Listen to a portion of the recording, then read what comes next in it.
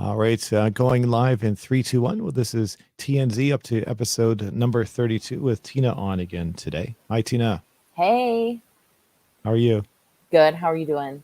I'm okay. You look, no, you got the little head rock going on there when you come on. Yeah, because I'm so excited for this movie.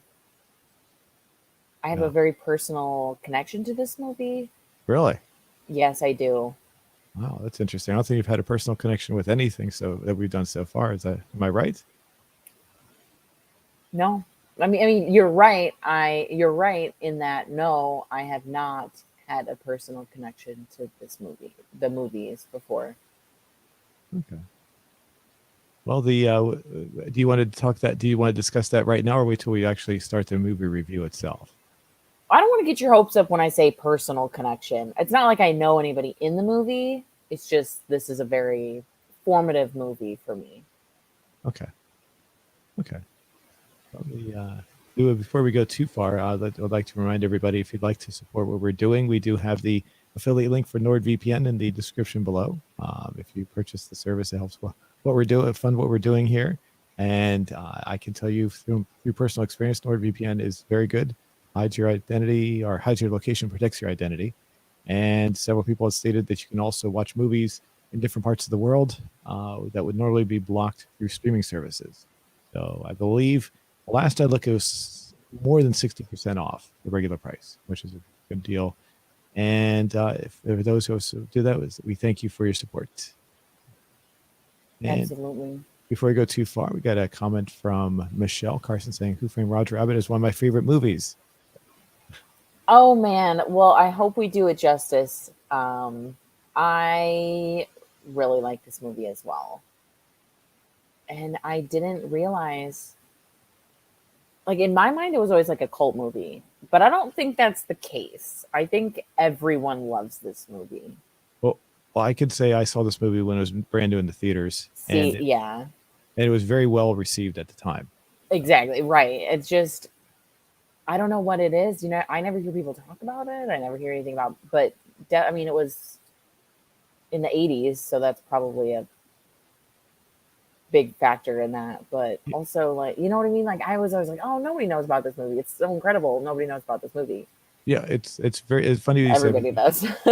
Well, the funny part is it was very popular when it came out, and then just like you said, just faded into oblivion. No one seems to really talk about it at all. But at the time, Yeah. it was so popular that they had 3 spin-offs of sorts, like the little short cartoons that were aired on different movies, and those were anticipated when they came out. They would advertise them that as part of they would be part of another theatrical release, and they'd emphasize there's a new Roger Rabbit cartoon coming out just to Wow. go to the movie. So it was, and it's just it's just after time. It just I think it's something to do with the copyright that nobody knows who actually owns. Or there's not there's too many people that own the copyright on Roger Rabbit, and maybe that's what's holding it up, and that's why it's not being promoted that much anymore. I don't know. It's something to do with that. Mhm. I'm sure there's something on the internet that would say that. So Makes sense. another one, Michelle says, I really enjoyed the GTA videos, and some helped me beat missions or made me learn some stuff. Cool. That's really cool. Thanks, Michelle. And we got another one from Izum. You like gangster movies like The Godfather, Scarface, Carlito's Way, Goodfellas, and Casino. You're going to hate me. I've only seen Scarface, and I like Scarface, but I've not seen the other ones. So I would be willing to give them a try, though, for sure. So how about you, Tina? I've seen Casino. It's pretty good. I saw But the I'm movie. also, yeah, I'm also on the not mobster end of it. That's I, somewhere we have not really dabbled. Only a touch. yeah. Maybe we could do one of those. Like The Godfather gets a lot of people. A lot of people seem to love that one. From was it Yeah. night? I forget mid '70s. I forget what year it came out exactly. So, but the other ones, yeah, I've seen scenes from the other ones, so I can tell you the scenes I've seen from the movies look pretty good. But those are very popular scenes that a lot of people know. So, but yes. Right. Alrighty. Well, let's go ahead and bring up our question from our last show. See what kind of response looks like. It's pretty decent. Let me go ahead and bring that up. It was about time travel because our last movie was Somewhere in Time, which was not exactly the best movie. But the Hey, but question, you know what? But that's what this show's about. It's about discovery. Sometimes it's a movie that you've seen and love, like Who Framed Roger Rabbit. Sometimes it's a movie that you've never heard of, but has a really cool concept. And in some cases it works, some cases it doesn't. But not every movie is 100%. That's okay. It's true. It's okay. This is our question right here. Looks like we got relatively good response. 1,300 votes so far. If you could travel, Nice. what would you do? I'm sorry. Why would you do it? What would be your motivation, past or future? And 62% overwhelmingly to visit a loved one. Oh, that's pretty high. 19% with to fix mistakes. That's if it's possible to change time. Now, what if you go back and you couldn't change time, and it turns out the mistake you're trying to correct is caused by you in the first place? Going back in time is what caused it. That is very true. You could unknowingly be making the mistake that sets everything up for you. Just like in 12 Monkeys, that's the whole premise of the movie. Is just the whole thing started the whole loop. It's just a constant loop. So, let's see, to make money, 12%. And we have a tie with revenge at 4% in your choice. Move these around a little. Let's see, I spelled visit wrong. Whoops. Okay. Did I? Oh, and you know what? Oh, I see. There. We know what was being said. It's not a big deal.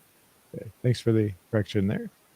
Is that Nick says, imagine though going back when Bitcoin was made and investing in it, you would make $1 billion now. Be a billionaire now. Yes, I've heard that's gone up very high. I would visit a loved one and fix mistakes. Okay. Yeah. Fix what teenage Ben did for future Ben. Yes. I think we all can relate to that a little bit in one way or another. And by the way, the person's name is Ben, so in case you're wondering who Ben is. So he's talking about himself. So, let's see, to fix mistakes and revenge. I'm going to need my magnifying thing. Hold on a second. Sometimes revenge is fixing the mistake, a permanent solution to the mistake. I would like to travel back to 2018, 2019 so I can tell my past self to tell my crush how much I like her and warn her for the badly ass COVID pandemic between 2020 and 2021. And then I would travel to the future to tell my future self to record videos. So true on the videos, though. I mean, so many of us are, as we're talking about time and memories and things like that, there's this idea of, I don't take pictures of myself. I don't do selfies. I don't go anywhere. I don't need to take pictures.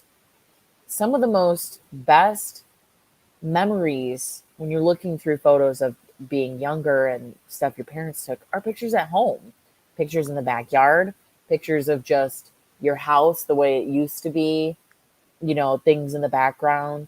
It's the regular daily life pictures that are just as, if not more important than pictures of, we saw the Statue of Liberty. So that hits hard very well. I would love to go back in time and preserve some of those memories. And just a reminder to take pictures like in the future. Yes, excellent. Excellent comment. Lego is my life. So the next one, all of the above in addition to nostalgia. Truth. Party. Christian Blessing Babio says, I'll go back into the past, so I'll remind my past self 3 important things. Change my education path, get a job, online part-time, and be prepared for the upcoming nightmare of the COVID-19 pandemic. Yes. Interesting. I was never really impacted by the COVID-19 thing. So for me, everything stayed the same. It actually got better for me financially. So. Well, that's good.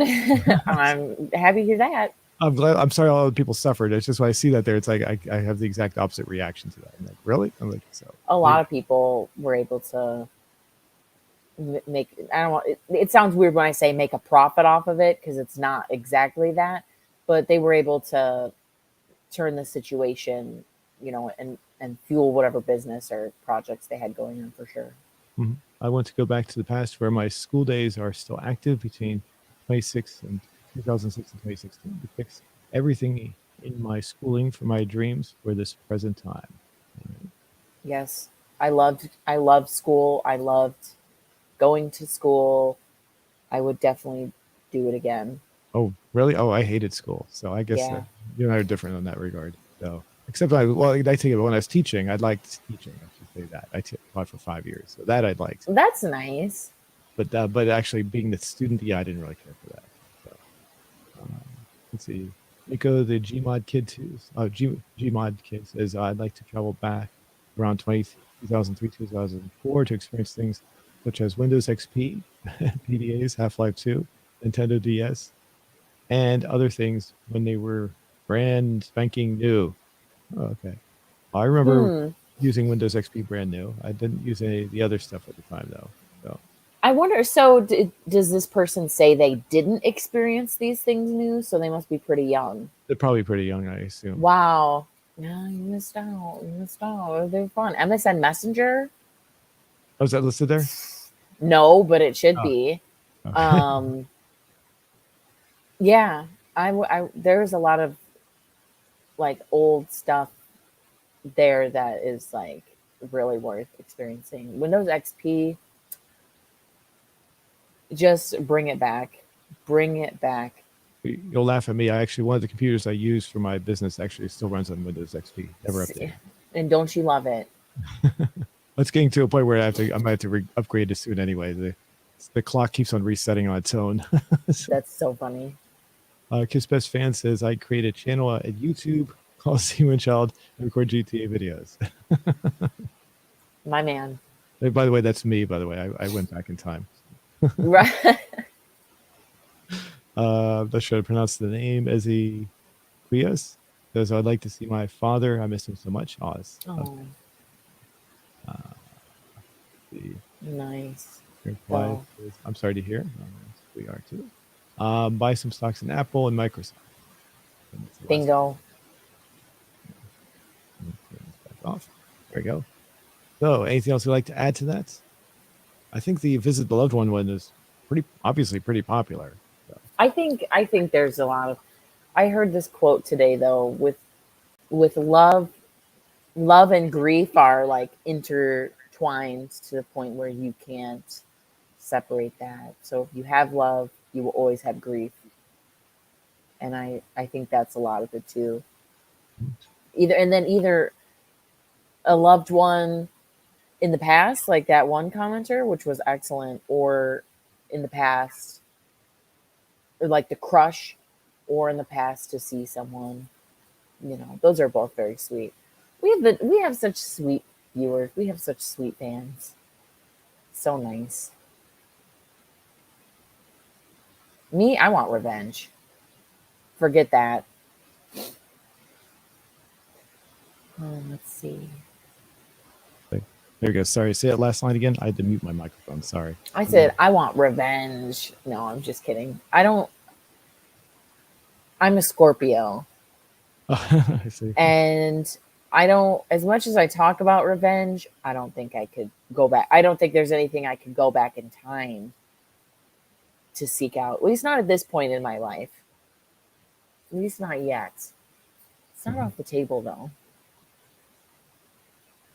So any revenge you'd like to let everyone know about, or is that something you'd have to keep as personal? Or No, I don't. That's what I'm saying. I don't think I have any. It sounds exciting, but I don't have any to do that. I don't have not enough built up, basically. okay. All right. Maybe start a prank war. Prank war. Maybe. What exactly is a prank war? Okay. So a prank war would be like I start a prank on someone, they prank me back, and then it never ends. Oh, okay. Okay, I get you. Okay. Alrighty. Anyone in mind who would want to do the prank war with? My sister, maybe. Oh, We weren't that close. We weren't that close. So maybe it would bring us closer together. Alrighty. Well, let's see. We can go ahead and see. I guess we can go ahead and ask our question for this week. And as far as we wanted to ask about, we discussed it before we went live. Since we're reviewing a movie about cartoons, we wanted to ask what is your favorite? How did you say that cartoon? Oh, you asked the question there. I would say, where did you watch most of your cartoons, or where were most of your cartoons growing up made? Okay. Let's see. Actually, we're going to have to take a quick break. I have a food delivery coming. They're just about 2 minutes away. So we can type the question in there, and then we'll take a break and we'll come right back. Let's see. Say that again. Where were most of the cartoons you watched growing up made? Okay. Where were most cartoons? Okay, hold on a second. I'm gonna put this on pause because they're right around the corner. So we'll be right back, everybody. So We'll be right back. okay.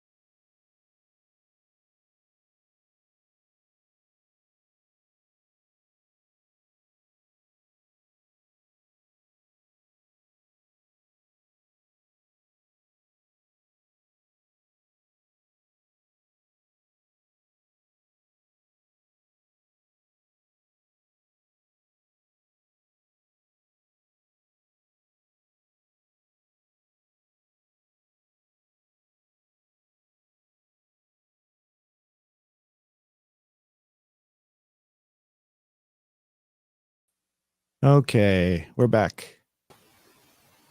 So I always read with my hands like this. I don't know if it's like a focus thing, or I'm very like blinders off to distractions when I'm like reading messages or reading stuff. I'm always like, oh, really? Interesting. yeah, Wow. I get distracted.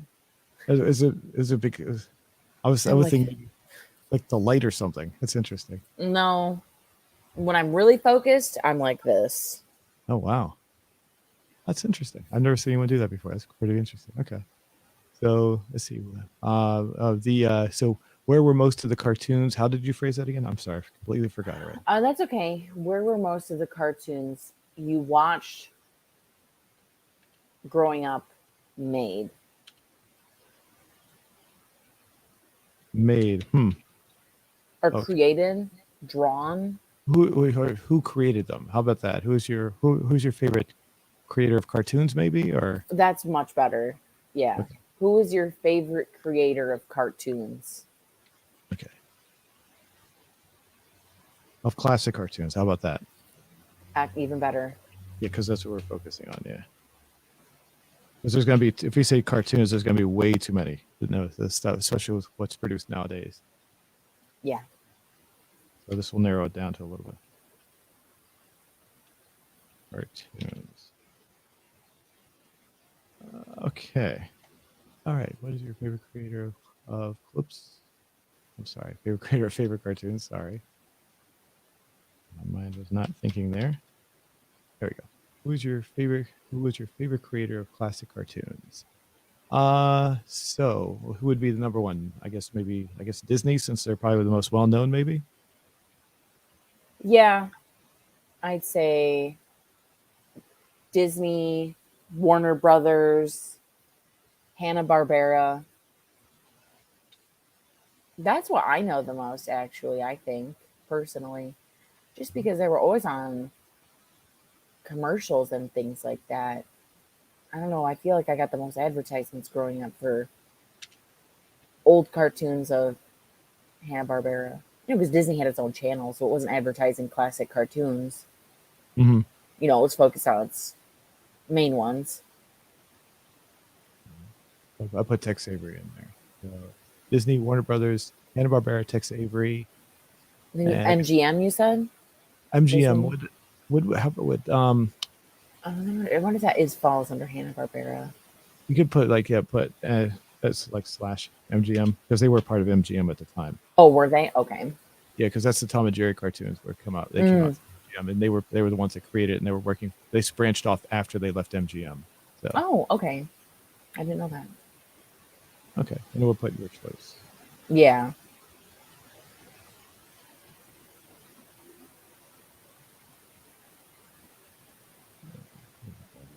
Oh, okay.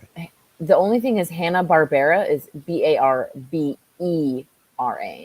Oh, okay. Barbera. Yes. All right.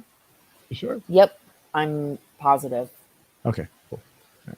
Disney, Warner Brothers, Hanna-Barbera, Tex Avery. Your choice. Comment. What was your favorite creator? Should we say? What is your favorite creator? Maybe more present tense. Yeah. What is your favorite creator of classic cartoons? There we go. That looks good. You like it? Yep. Okay, we'll go ahead and post that. So, who would your favorite creator of classic cartoons be? Probably Hanna-Barbera, honestly, just because there's so many that I just remember seeing. Big Flintstones, Top Cat. I loved Top Cat. Hanna-Barbera would have been Jetsons also then.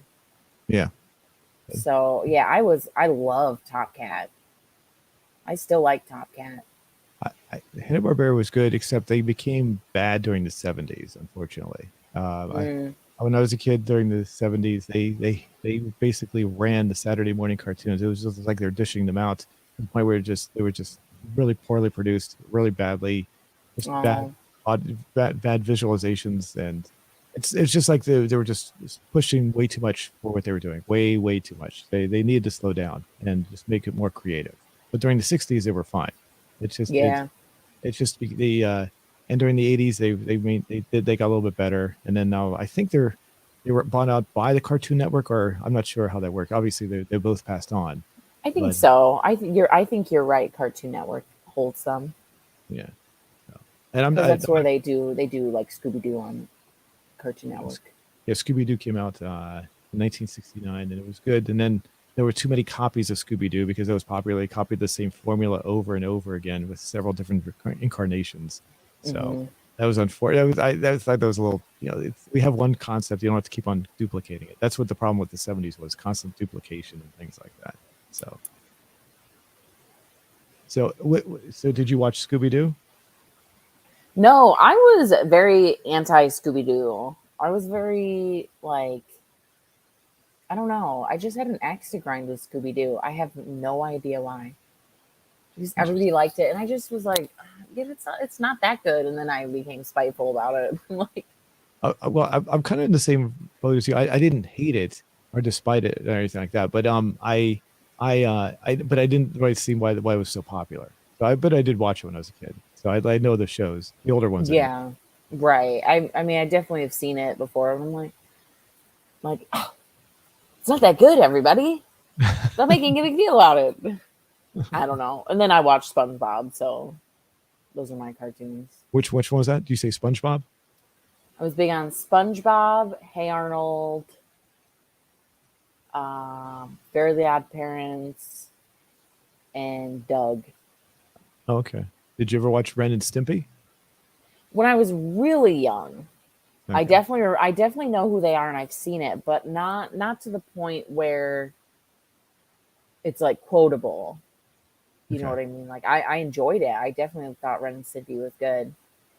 But I just missed it. Had I been like a few years older, probably more. Okay. Now, But of course, I just missed the boat there. I don't want to get too political here, but there is a controversy about the creator of Ren and Stimpy that's going on. That was brought out about the fact that when he was, Oh yeah. you know, about He's that. a creep. He's a creepy guy. He's a creep. Yeah. So dating a 39-year-old dating a 16-year-old. So World of children's entertainment is dark, dark world. the But funny not part, in the golden age. Not in the golden age. yes. Okay. Yeah. The thing is, when Ren and Stimpy came out, he was trying to get back to that golden age. And so I respected what he was doing as far as the cartoon work was going. So, Yeah, right. And I mean, like, it is, I mean, especially this movie, it really shows how animation is a real art. It's a real craft. It can be spectacular when it's done correctly. And I definitely feel for him on trying to revive that time period and change like public perspective and show the world like, hey, I have this talent, I can do really good things, but just don't be a pervert about it, just don't be weird, just yeah. don't, you know, we can, you can leave that at the door. Yeah. But it's, I mean, it's tough. You know, he's not the only creep in children's TV. That's a whole can of worms to open. That's a whole episode on its own, I guess. Right. It really is. We should do like a deep dive or something like that. So getting back to our movie for today, Who Framed Roger Rabbit. So we talked before we went live, and we were saying, wait, was this before we went live or we were live? Did we talk about the fact that that's become kind of forgotten? But did we say that before we went live, or did we say that? We said that earlier, like right when we started. Okay, I want to make sure. Because that was always my opinion on this movie. That I was one of the only people who like knew about it, or just because all of my childhood, I've never heard anyone talk about this movie. And I remember thinking about it like I know that movie existed, but it was so weird. And then we talked about watching it, and I was like, okay, I gotta rewatch this. And I'm so glad we did, because it really is that good. It is outstanding. Yes. But yeah, for whatever reason, I was always like, this has to be like an underground type of movie, like nobody's seen it before. But I'm like, how can it be so not popular with the most popular animated characters? Mm-hmm. And So and a lot of the main characters, though, so just for those who are not familiar with the movie, there are a lot of popular cartoon characters that made it in there, such as the Warner Brothers cartoons, the Disney cartoons, all combined together. There, other cartoons were left out, such as the Popeye cartoons, which were very popular at the time during this time period. So a lot of them did not make it in there, but a lot of, I'd say about half of them or so. I'm just a rough guess. About half of the popular cartoons at the time made it into this movie, and it was the first time that cartoons like the Warner Brothers and Disney cartoons intermixed together officially in some capacity. So, and the idea, if I'm repeating myself, when this movie came out, that it's just forgotten, because it really feels forgotten. But when it came out though in 1988, it was immensely popular, and everybody it seemed to be really well anticipated, and it was popular for quite a few years afterwards. And it was so popular that they made 3 cartoon shorts that aired during other movies, such as Honey, I Shrunk the Kids. They aired a small cartoon, and they would emphasize that cartoon was part of that movie theatrical release. Plus, It was released during Dick Tracy, if you ever saw that one. And I do remember Honey, I Shrunk the Kids because I remember watching this and I'm like, what the hell is this? Like in the movie, I'm like, this is like, I never thought about that until you just said this, but I loved Honey, I Shrunk the Kids. And that's so weird because that did have a short in it. And I remember being like, what? And oh my God, you're right. That's a whole nother. I used to love that movie too. But yeah, you're right. And if you've ever seen Dick Tracy, I don't know if you've seen that one. That Dick Tracy is another movie which was highly anticipated, and just like, but I don't think it was received as well. But it's faded, and hardly anyone seems to remember that one at all. So, yeah, but that was kind of weird. It was like they were playing off the whole Batman movie from 1988, which was very dark and popular at the time, and they're trying to do something different. And instead of being dark, it was too bright and too colorful. It looked really odd. So it just didn't work very well. But then the third movie, I was trying to look that up. Hold on a second. There was a movie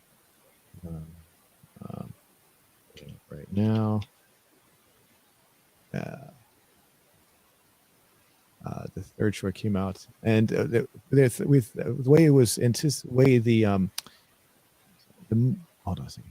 The way the movies were being promoted, it was like they were going to do a whole bunch, but they only came out with 3. It came out in 1990. The final one came out in 1993 called Trial Mix-Up, and let's see, it came out during. Oh, it was a movie called A Far Off Place. Is that a well-known movie? I don't think it is. I don't recognize the title. Yeah, so I can bring it up real quick. Sorry. So that's it right there. We don't have to talk about that. But this is the final time that a Roger Rabbit movie was officially, or short, I should say, was promoted anyway. So that gives you an idea of how popular it was, because this came out in 88 and that was 93, and it was still pretty popular at the time. So it wasn't something. It didn't die off quickly. It just died off over time, and I'm surprised because I always remember it. So and I clearly remember how popular it was, but I do find it funny how just when you talk about it, like you said, no one seems to know about it. It just seems to be almost completely forgotten. So we start off with a short cartoon at the very beginning. We give this scared me so bad as a baby. I remember watching the opening when I was, I don't know, maybe 4. Like a kid, like a very young kid. My mom probably put it on because she's like, oh, it's cartoons, it's whatever. And, she obviously knew it was popular. But it scared me so bad because it's this like, and it's kind of it's already strange, even if it compared to classic cartoons. Like, it's just kind of over the top for that, I feel like. But then the bell comes off and they're like, cut, and then it just comes on as this like guy, and I was just like, oh, so it scared me so bad. And that's when I say, when I have like a personal connection to this movie, it's fear. It's honestly fear. But never heard anyone say they're experiencing fear because of Roger Rabbit. That's it was fear. So, and then his voice, and that's my first impression of this movie. Really was like, this movie's scary. But that's why I'm so glad we rewatched it, because I knew it was really good. But I didn't know why, or I didn't have more context beyond the panic. And then Dr. Doom. So, yes, but I just had to get that out there. That whole thing was like, I got to turn this off. You're going to comment. Sorry, I didn't mean to cut you off there. Go ahead. You're good. You're good. Okay. Luke, I'm not pronouncing. I hope I'm saying that right. Luke F says, super cool movie. I saw that it doesn't seem to be so popular. Yep. Yeah, I don't know what's up with that. And he also adds, by the way, the Italian dub is super well made. Good to know. So, and I find that interesting. Getting back, so here I remember when this came out, the way they blended the cartoons to keep them 2-dimensional, but also try to make them 3-dimensional at the same time was done very well. So, Because Yeah, it really is though too, and it's just it really makes you feel like these characters are walking around. yeah, And I was shocked to see how it held up like that because I didn't really have much perspective on this as a kid. You know, it was convincing to me, but it's so good. the way they capture a lot of there's no CGI done in this, and the way they captured it with they hand drew everything like the old style cartoons, which is like a homage of the old, what was done. And they actually, the lighting, the shadows and everything blend very well to give you that nice effect. So a lot of times when they blend cartoons in real life, it's done in a way that just, you can tell it's just placed on top of the screen. It's not to condemn the people, anything that does that, but this one, they went out of their way to really give it that extra feeling of realism. Like it's really there in a sense, I mean. So, so the as the story goes along, the main plot of the movie is RK Maroon. He's trying to. Wait, what was the main plot? I'm sorry. What was the? I've already drawn a blank. You go ahead and tell me. Go ahead and if you would give your perspective on this story here. Well, Roger Rabbit's performance isn't going well. So RK Maroon is the owner of the studio that makes, like the opening scene, it said Maroon Studios. So Roger Rabbit is kind of under a microscope because his stuff's not doing very well. And also there's rumors about Jessica Rabbit having an affair with Marvin Acme, who's the head of the Acme Corporation. Which side note, I was really surprised, and I thought it was awesome that they still use like the Acme name, like, because that's a real thing. You know what I mean? Like that's at least like that's real. So I was really surprised that they actually like went through like Acme or whatever. Acme, you mean Acme? That's just a cartoon name, though, isn't it? Well, right, yeah, but it was established before. Oh, You know what okay. I'm saying? Like it was cool that because Maroon isn't real, Oh, okay. I see or what for you're saying. this movie, but they still did use Acme, which was already established. So I was like, wow, that's even like another layer of using real characters, real whatever. And they even went like use Acme. I thought that was really awesome. So then Eddie Oh, this is Eddie Valiant. Valiant. Eddie Valiant. Yeah. Yes. We So need to discuss him. he's a private detective. He's the one who is hired to investigate Jessica Rabbit and Marvin and like their alleged affair. But also, he had a brother that was killed by a tune, or like there was a tune situation where his brother died. And so he hates the tunes. I just cannot imagine. I just like am watching this and I'm like, imagine being like a 50-year-old guy that hates cartoons. You know what I mean? Like, but I just thought it was really funny. So Acme dies. The Judge Doom is like the judge of the tunes, basically, or like the Toontown's judge. And he gets involved. Then it goes to like they have to figure out who framed Roger Rabbit, because obviously they believe Roger is responsible, just because he knows that his wife is having an affair, or believes that, or doesn't want to believe it. And the pieces are just adding up to where it looks like on the surface that it's Roger here. That's like the beginning of it. Mhm. And I would like to add before we go too far that the story is based on on a book, a novel called I forget what it's called off the top of my head. But in the book version, Roger Rabbit actually dies at the beginning of the movie, It was who censored Roger Rabbit. Right. Okay. Right. So he dies at the beginning of the story. I mean, and in the book, there's each cartoon character has its own duplicate, and the duplicate is the one that was trying to find out who killed the real Roger Rabbit by the end. And by the end, because the duplicates only exist in the story for like a couple of days before they fade off into oblivion. So, unlike in this one where cartoon characters can take punches and everything else, in the novel book they can't. They can actually get killed. So, and they would have a duplicate that would take their place when they're doing those deadly stunts in the cartoons. So the duplicate is what comes. The duplicate of Roger Rabbit is the one that actually um, is the one who is trying to get Eddie Valiant to find out who murdered him, essentially. And I don't remember all. I've never read the story, so but I just know that's the basics of it. So, and it's a really a completely different story. I mean, the character there's some similarities, but the story is a lot different. So, Well, because I want Roger to be alive. And his wife Jessica Rabbit in the book does not love him at all. So I think she's responsible for the his murder. I think I'm not sure.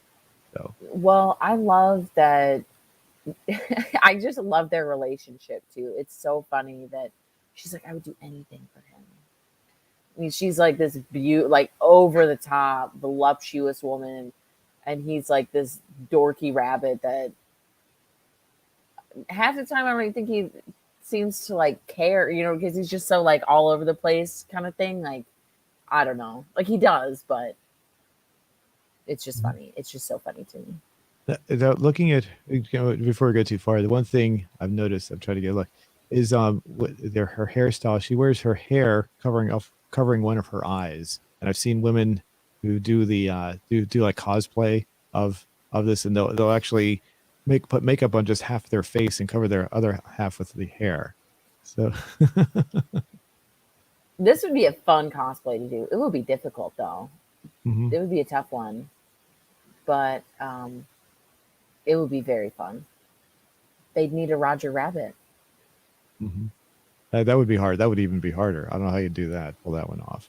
So there's Betty Boop, her little cameo appearance. And the thing that's interesting about this is the woman who did Betty Boop is the actual woman who voiced the actual character back in the 1930s. That's what I was gonna say. I was like, it has to be her. And also, she had to have been so old by this point. And I thought the commitment to the real actors' characters or like their cartoons was just incredible. Mhm. Like to have these people come back. I think like Mel Blanc came back and did a bunch too.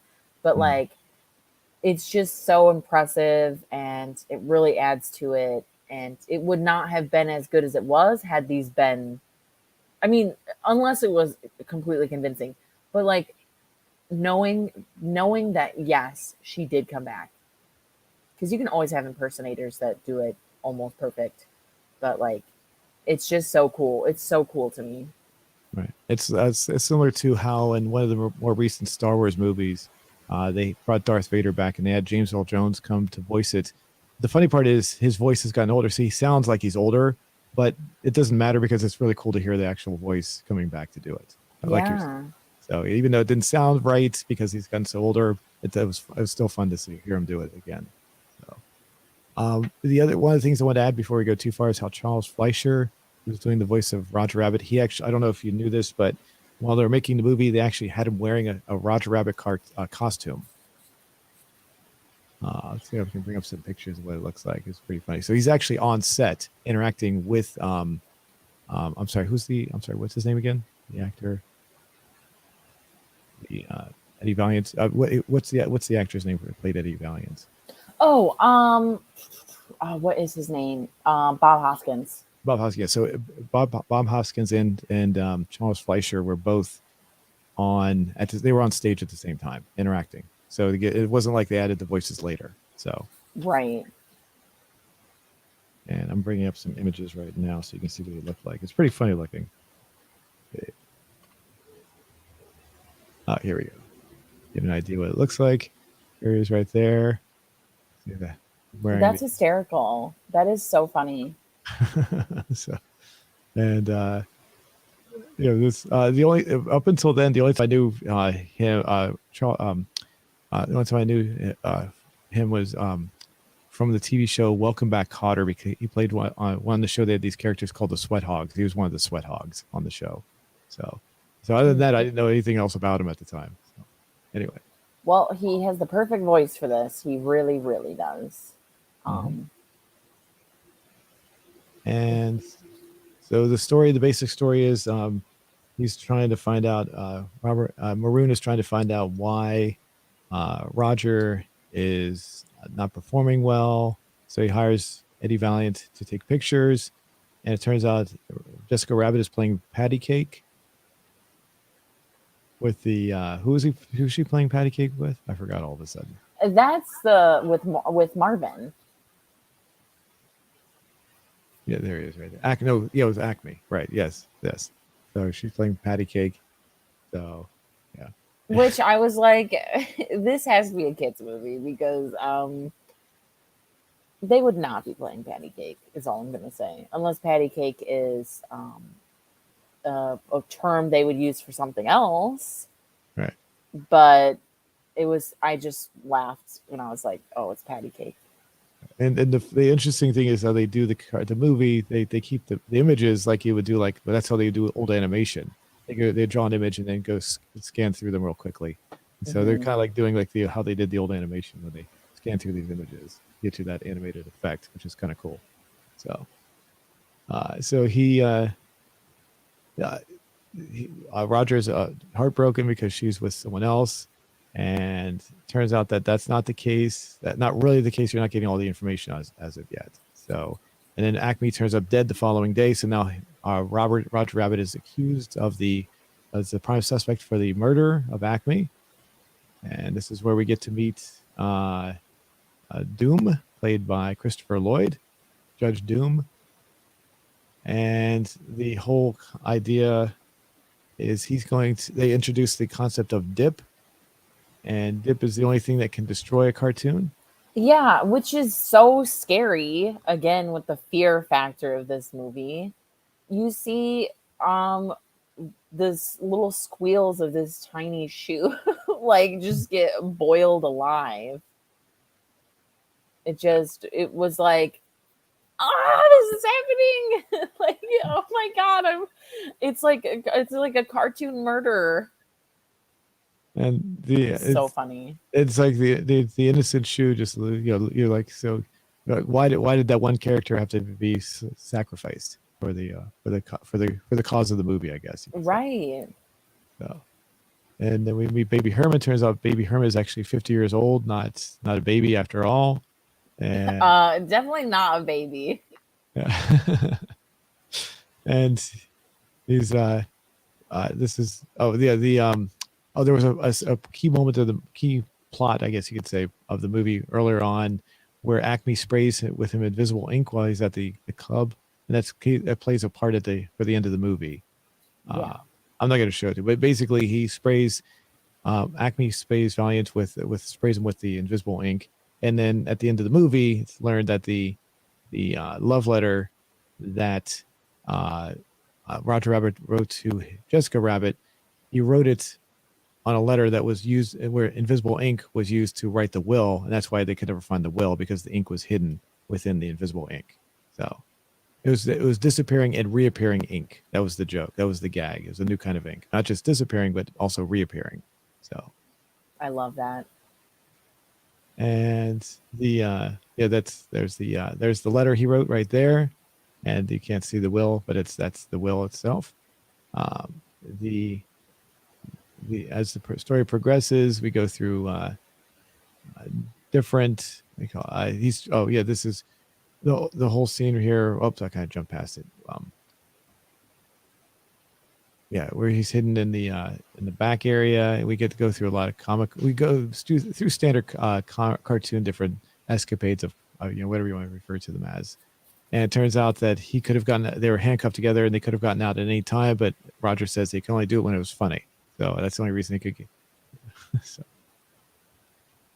So good. So good.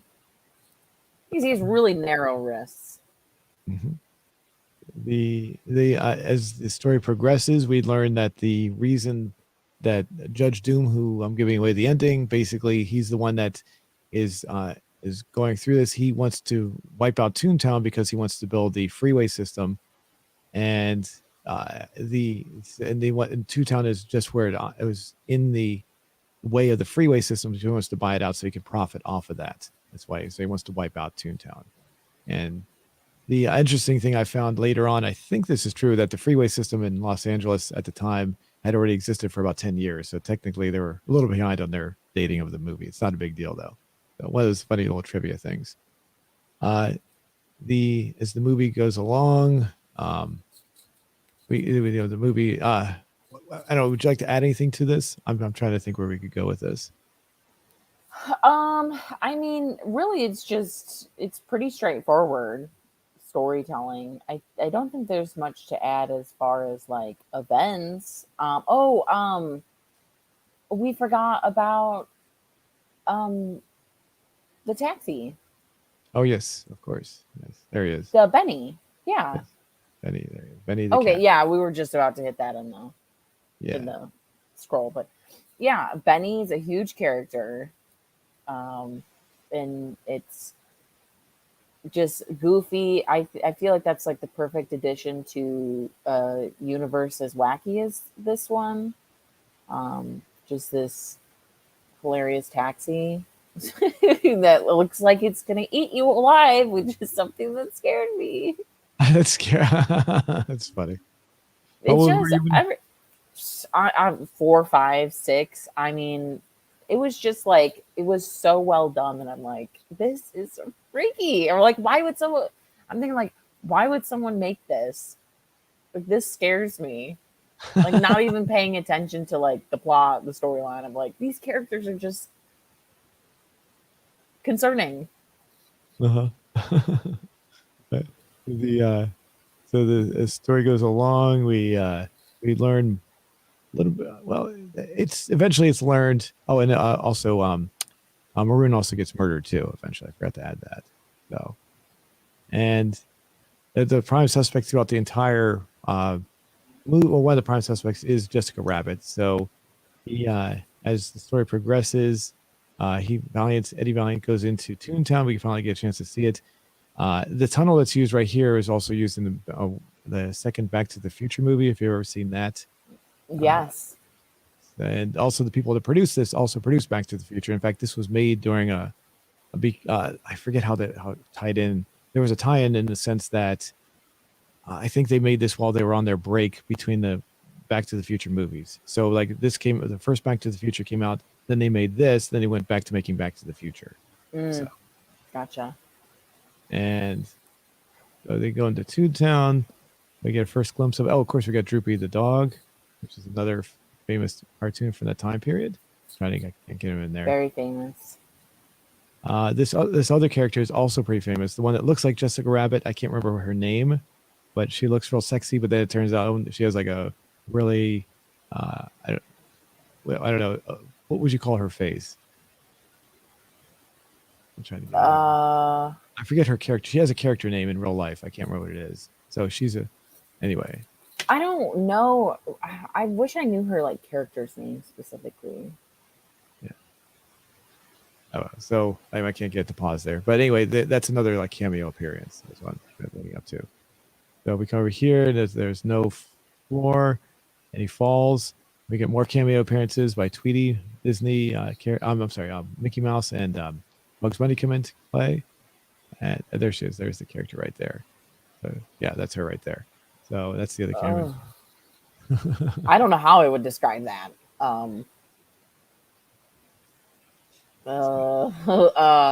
Not something I want to see again.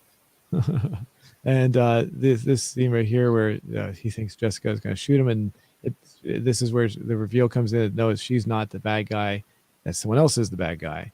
So they have to go after him. Now, the one thing I found kind of odd with this whole scene was Eddie has his gun, and he has the little 6 cartoon character bullets, and he's acting like these are his buddies, and he fires his gun. 2 of the bullets fire off, and he just tosses the gun to the ground and just abandons it. So why did he act like they were his buddies but then just abandons them afterwards. Right. So They won't soon forget. yeah. So uh, as we the chase goes on, they're both captured by Doom, and this is where the final reveal of the story is made, where it turns out that Doom is trying to wipe out all of Toontown, and the reason he had Acme killed off was because Acme was going to will the entire Toontown to the Toons so that they would have control of it, and he didn't want that. He wanted to have control. So he's going to use the entire entire large thing of a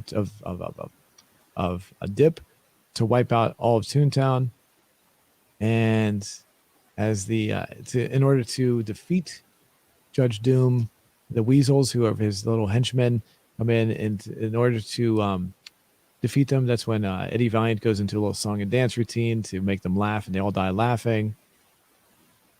And because of that, they're able to defeat Judge Doom, who turns out to be a Toon himself. That's when the reveal is made, because he gets flattened by a steamroller. And we never learned who the true identity of the Toon is, of what he is or what he was, just that he was an evil Toon, something to that effect. Yeah, I wonder if there's some sort of clue within the movie of who he is. Because I wonder, because that's too good to not give us who he actually was. You know what I'm saying? Like, I don't know who he is either. Like, we're in agreement there. But I just wonder if, like, rewatching it, I would be able to, like, focus more on a certain cartoon or something like that, where it would be able to be obvious. But as of right now, I don't know who it was either. Yeah, I'm pretty sure they don't, though. You might be. There may be. I'm not 100% though. There may be a scene in there, but I'm pretty sure. I'm wanting more. I'm yearning for more. I need more. And this is the big thing machine that has the dip in it, is being controlled as it's on its own. It's like kind of automated, and that's when Eddie Valiant takes control of it. He's able to stop it, but it still plows through, and all the dip goes onto the floor. And this scene always seemed kind of strange to me, because as the dip is firing its hose, there's some spray that could have hit Roger Rabbit and Jessica Rabbit while they're hanging from that thing. Because if you ever spray a hose, there's a little bit that always sprays off to the side. So yeah. I thought, how are they not getting hit by anything? So it's just movie logic, I guess. So, right. So you just have to ignore it.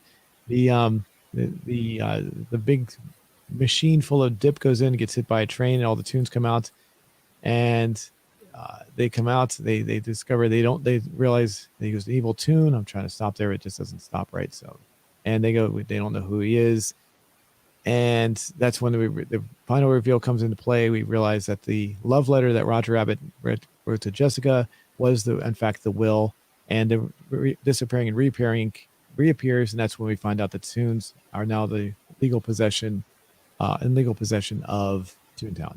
So, and that's the end of the story. Wow. Yeah, and especially at the end of this, they show all of these characters. There's so many, and it was just so awesome to see, because I feel like in any type of thing where there's competition, like competing cartoons or competing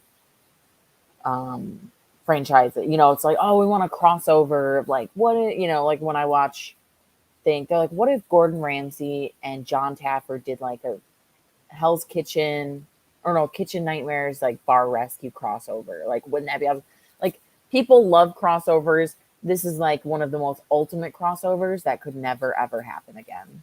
Like, this was the only time it could happen, and they did it spectacularly, like as much as possible, and that's why it's so good. And that's why I'm so surprised I never hear people talking about this movie. Yeah. And I from what I might have said this earlier, but I believe the main reason why is due to copyright issues as to who actually fully owns Roger Rabbit, and that's keeping it from being produced.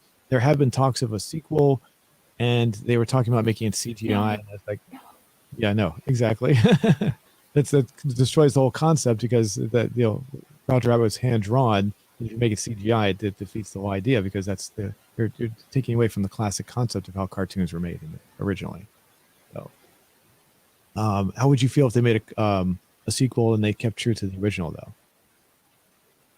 Um, I don't think it would go over as well because I feel like this is already kind of faded.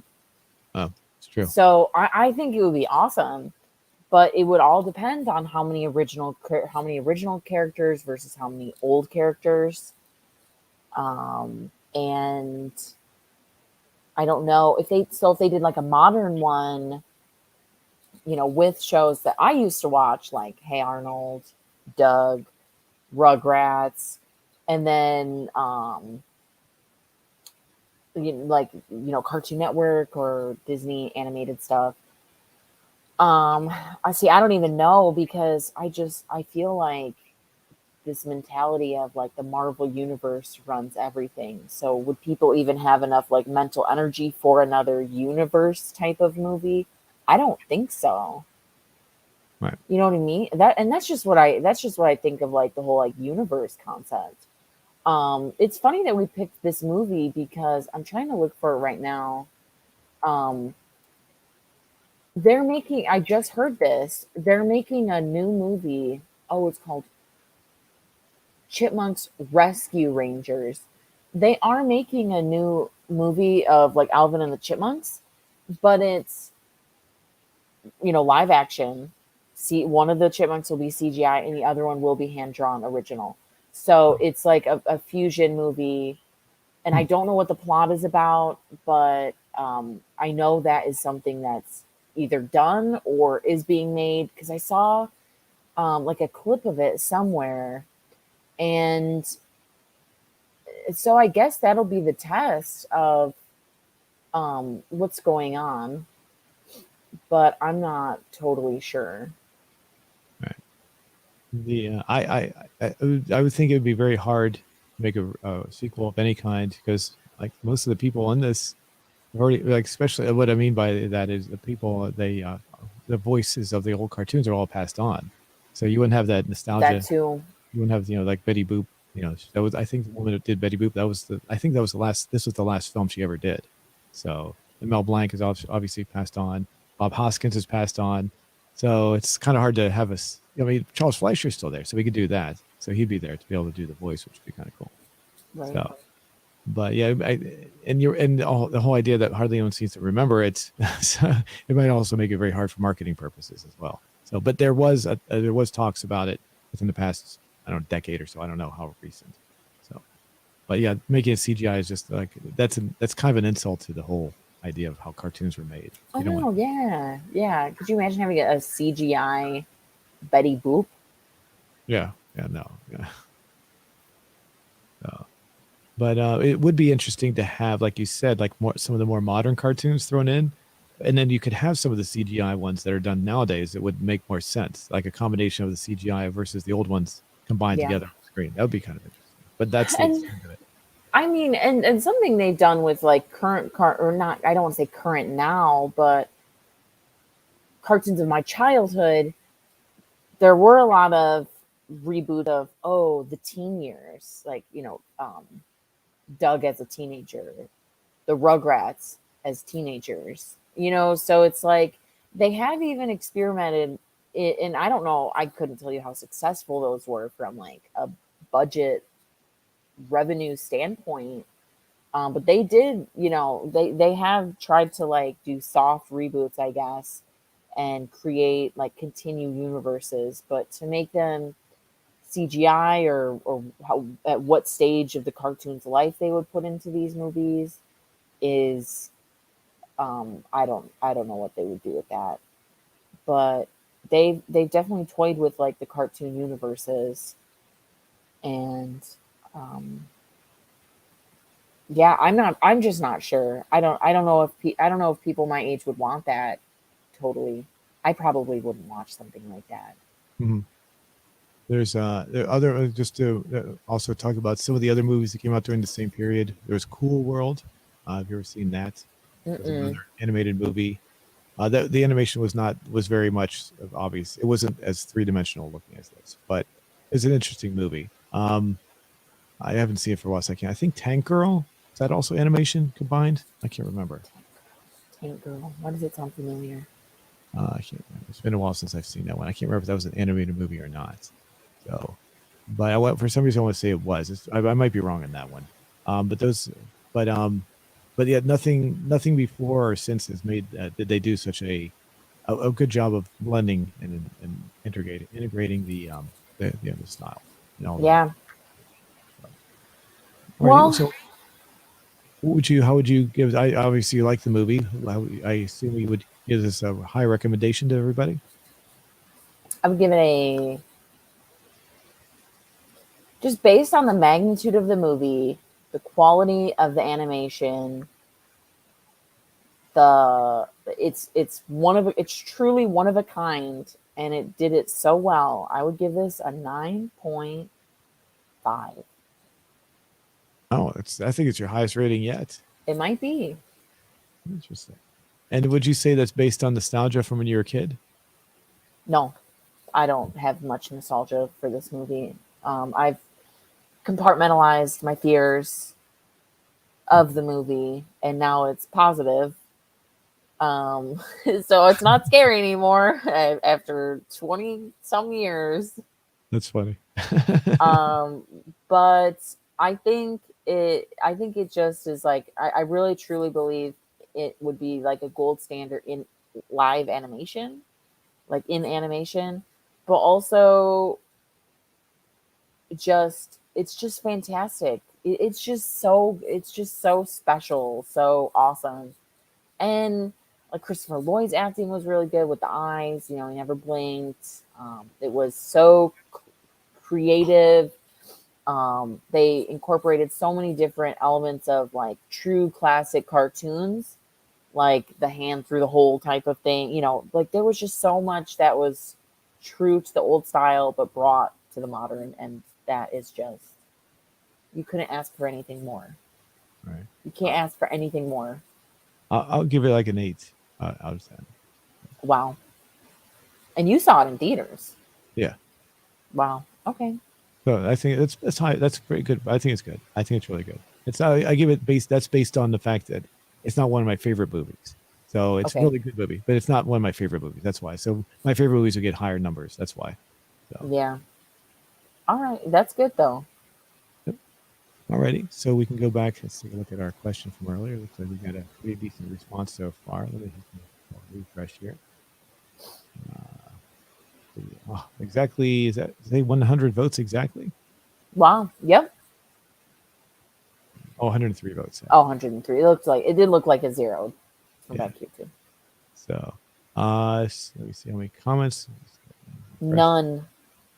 There we go. So one comment so far saying none. Doesn't like any of those. Who's your favorite creator of classic cartoons? Disney overwhelmingly. Wow, 63%. They're just the most popular. You know what I mean? They're just the most popular. It's not that I feel like they were just the ones who lasted the longest. You know what I'm saying? Like they were the ones who just held on the longest. So, And of course, a lot of Disney cartoons were actually like when you talk about like Snow White, Seven Dwarfs, they didn't even create those. They were just based on old stories that existed for a while. Pinocchio. So very true. Very good point. It's a very good point. of course, Sleeping Beauty. yeah. And of course, now the characters they created are obviously very popular too. So, but I would not have chosen Disney as my favorite.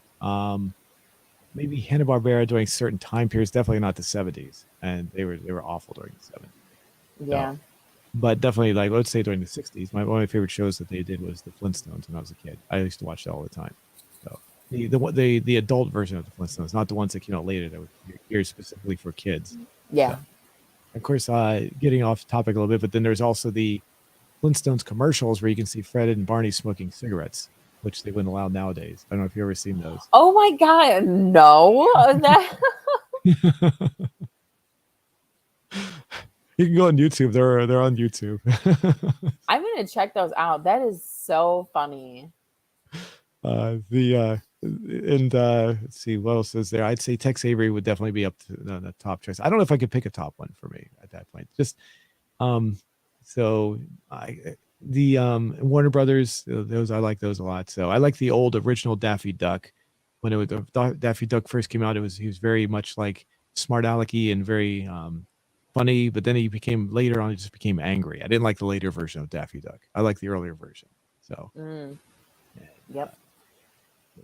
but yeah, I can't. I don't know if I could pick a favorite one out there. So what was yours? Did you say? Classic cartoon, Yeah. or I think Top Cat. No, I I don't mean know I'm why. sorry. The creator. The creator. What was your favorite creator? Oh, Hanna-Barbera. Yeah. Okay. Okay. Yeah, yeah. It was just the one. It was just what I watched the most of. I mean, Disney is just everywhere. It is Disney. You know, for going forward, it will be like not for me personally, but I'm saying for like America. Like when you think of cartoon, you know, when you think of cartoons, you think of Disney. Like, you know what I'm saying? Like Mhm. old cartoons. So, like, yeah, I guess Disney, but I just have so many memories of like Hanna-Barbera commercials and shows that it just, for me, that's what I gave most of my attention to. How do you feel? And I don't like to get too controversial here, but how do you feel about the fact that a lot of these companies that own the rights are refuse to release the older cartoons that they feel are too racially, uh, I guess, too problematic? I guess is the right word for.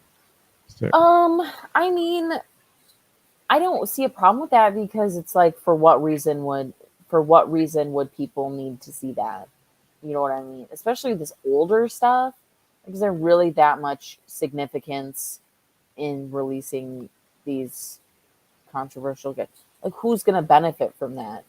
well, you're right. There's certain that are some that are very racially, all out racist. Which yeah, I can. Right, exactly. But there's ones like Song of the South, which is not racist. It's just the fact that it has slavery in it, and the slaves in it are not made to be. They're not shown to be suffering. They're shown to be happy, and and Yeah, I mean that's just not accurate.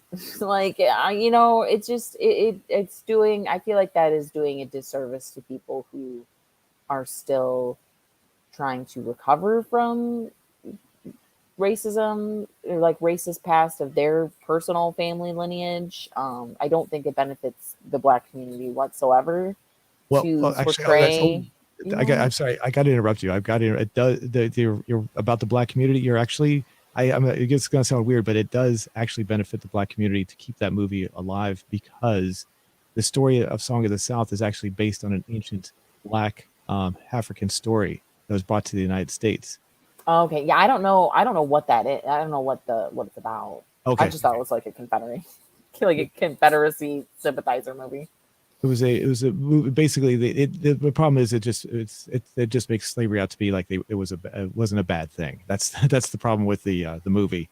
But yeah, Yeah. the basic story. You're right. It's kind of a gray area because there was the woman on YouTube has a video. I don't. She might have taken it down, but it was she went on to say that it needs to be preserved because of the fact that the story is something that was handed down for generations, and it was another story that Disney created that they took and just made their own version of. They shouldn't have made the slaves out to be happy though. Right. See, and that I can definitely see, like the preservation in a historical sense. Don't, you know, lost media is a very bad thing just in any sense of the word. Like, law, you don't want media to be lost like that. But putting it on TV on a random Saturday morning versus putting it in a museum and having a discussion about it, or having like a nuanced conversation under certain contexts is appropriate. You Mhm. know what I'm saying? So yeah, I mean, it has to be very under like specific terms. Hopefully, they would release it to something like that where it could either be protected in that way, but not just totally up for public consumption. Then, because it doesn't really benefit viewers. Like what benefit would it wouldn't benefit me to see that, like, not Right. factual depiction, but like you're saying, this, the preservation of the story of the of what it's about. Unfortunately, they took a creative liberty that was very wrong, But yeah, I when you explain the whole thing, yeah, that is important to keep. Maybe release it to a certain person or place. Right. And then, of course, during World War II, there's the very outright racist ones where they depict Japanese people in very derogatory ways. Yeah, we don't need those. We don't need those. But they shouldn't be burned at the same time. You shouldn't get rid of them. Everything should be preserved. You should never get rid of anything. But but I can understand that broadcasting and to publicly. Right. Yeah. Yeah. I'm sorry. You said in a historical context, like you've had it in a museum or something. That would be different. Yeah, absolutely. Yeah. Because and media has changed so much through time. Anyway, obviously, things that are okay in the past aren't okay today. But that goes with lifestyle, opinions, depictions of animation, movies, scripts, everything. So we the only way you can learn from the past is if you understand it. Otherwise, you're going to be, there's like famous quotes of like, otherwise you're going to repeat it. So it's important to have that and understand it and understand why it's bad or what makes it bad or what's changed to where that isn't appropriate anymore, because there's lots of things that are not appropriate that have happened and should not happen again. And yes. Some of those are related to the depictions of certain peoples. Right. I mean, that's why, that's why the Cleveland Indians are now the Cleveland Guardians. Oh, they changed the name? One of those things. Yeah, they did. Okay. Yep. Nice. And I love the new logo. I love the new name. I think it's awesome. It's very related to the local history of Cleveland. Mm-hmm. There's a bridge that has the Guardians on one of the main drags here. And there are these two statues that like guard, they're the Guardians. So that's the name of the team now. And I personally love it. I gotta say, since you brought that up, I forget what they named the Washington Redskins is now called something. I can't remember what they're called. I thought the name they came up with sounded lame. Wasn't it the Washington football team or something like that? Yeah. They have a new one now? Yeah, I think it was something more. Yeah, they changed it again. So okay. I think that was like a placeholder of sorts. It was like a temporary, so they can come up with it. But the newer name is, I don't remember what it is. But it's not that okay. Good. Well, I'll look that up then. But I will say this. I don't want to get too much into controversy, but for a long time, I thought the word redskin was a racist word. It turns out actually was never really a racist word. It was actually only deemed to be offensive back 1970 forward. So prior to that, it was never actually, it really was not a racist word prior to that. So a lot of people think it is, but I used to think it was. And there's a guy who did some research and actually backed up his claims and showed that it was just a word that was used to describe different groups of people. It wasn't meant to be offensive. It didn't become offensive until 1970 when a woman went to a Redskins game, became offended, and she made it her goal to get rid of to have the name of the team changed.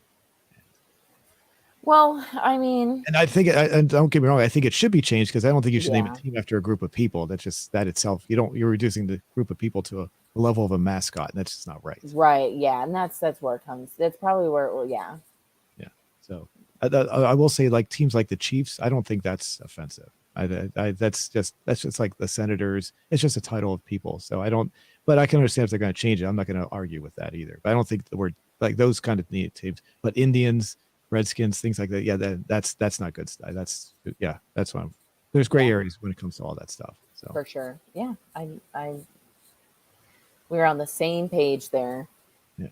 So alrighty. So thanks to everybody. Did you want to add anything else to what we're looking at here? Watching. Rewatch this movie.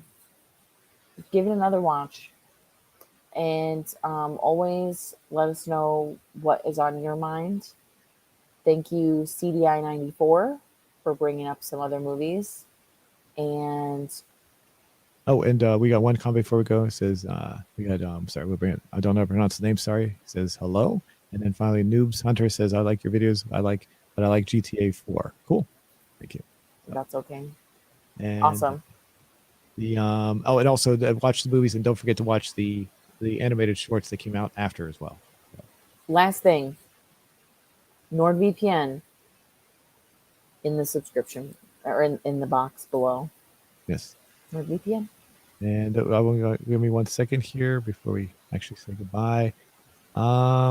It's it right now. It's saying get 2 years of reliable VPN service for only $329 a month, which is actually it's 60% off at this point. Oh my God.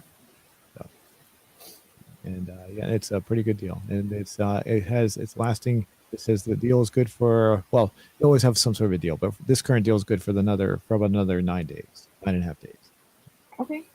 Cool. All right, everybody. Thanks very much, and we will see you next time. Bye, everybody.